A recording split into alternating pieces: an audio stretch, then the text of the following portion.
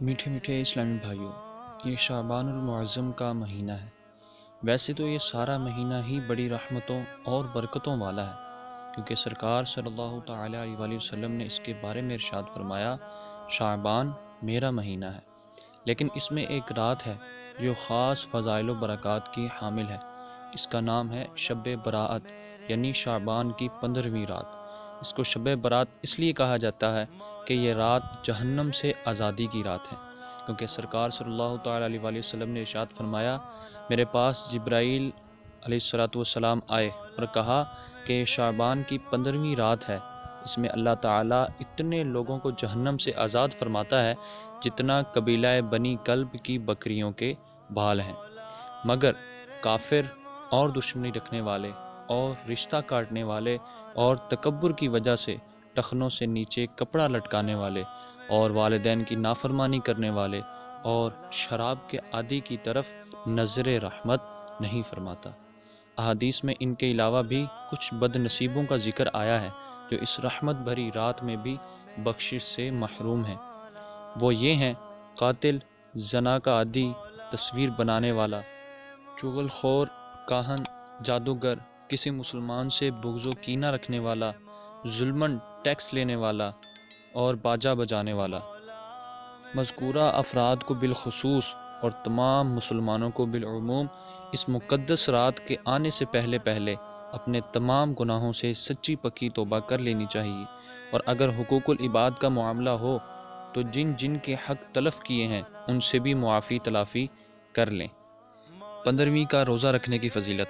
حضرت علی رضی اللہ تعالیٰ عنہ سے مروی ہے کہ سرکار صلی اللہ تعالیٰ علیہ وآلہ وسلم نے ارشاد فرمایا، جب 15 شعبان کی رات آئے تو اس میں قیام یعنی عبادت کرو اور دن میں روزہ رکھو، بے شک اللہ تعالیٰ غروب آفتاب سے آسمان دنیا پر خاص تجلی فرماتا ہے اور کہتا ہے کہ ہے کوئی مجھ سے مغفرت طلب کرنے والا کہ میں اسے بخش دوں، ہے کوئی روزی طلب کرنے والا کہ اسے روزی دوں، ہے کوئی مصیبت زدہ کہ اسے عافیت عطا کروں، ہے کوئی ایسا، اور یہ اس وقت تک فرماتا ہے کہ فجر طلوع ہو جائے۔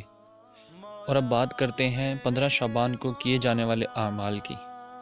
ان میں ہے کہ اگر اس رات یعنی شب برات 7 پتے بیری یعنی بیر کے درخت کے پانی میں جوش دے کر جب پانی نہانے کے قابل ہو جائے تو غسل کرے، انشاءاللہ العزیز تمام سال جادو کے اثر سے محفوظ رہے گا۔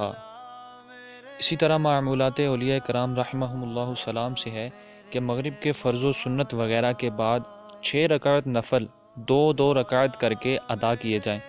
پہلی 2 رکعتوں سے پہلے یہ نیت کیجیے، یا اللہ ان 2 رکعتوں کی برکت سے مجھے درازی عمر بالخیر عطا فرما۔ دوسری 2 رکعتوں میں یہ نیت فرمائیے، یا اللہ ان 2 رکعتوں کی برکت سے بلاؤں سے میری حفاظت فرما۔ تیسری 2 رکعتوں کے لیے یہ نیت کیجیے، یا اللہ ان 2 رکعتوں کی برکت سے مجھے اپنے سوا کسی کا محتاج نہ کر۔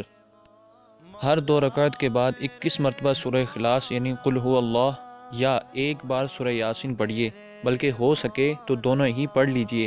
یہ بھی ہو سکتا ہے کہ ایک اسلامی بھائی یاسین شریف بلند آواز سے پڑھے اور دوسرے خاموشی سے سنے۔ اس میں خیال رکھیے کہ دوسرا اس دوران زبان سے یاسین شریف نہ پڑھے۔ انشاءاللہ عز و جل رات شروع ہوتے ہی ثواب کا انبار لگ جائے گا۔ ہر بار یاسین شریف کے بعد دعائے نصف شعبان بھی پڑھیے۔ اسی طرح نواسہ رسول حضرت امام حسن مجتبیٰ رضی اللہ تعالیٰ عنہ شب برات کے 3 حصے فرماتے۔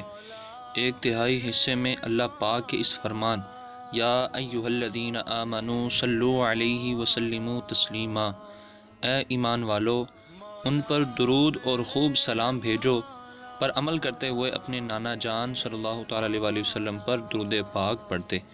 1/3 حصے میں توبہ و استغفار کرتے اور آخری تہائی حصے میں اللہ پاک کے فرمان پر عمل کرتے ہوئے رکوع و سجود فرماتے۔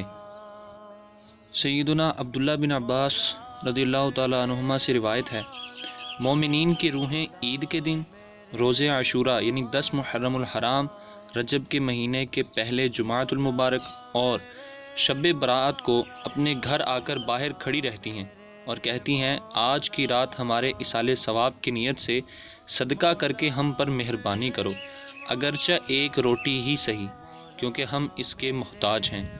اگر گھر والے اصال ثواب نہ کریں تو وہ حسرت کے ساتھ لوٹ جاتی ہے۔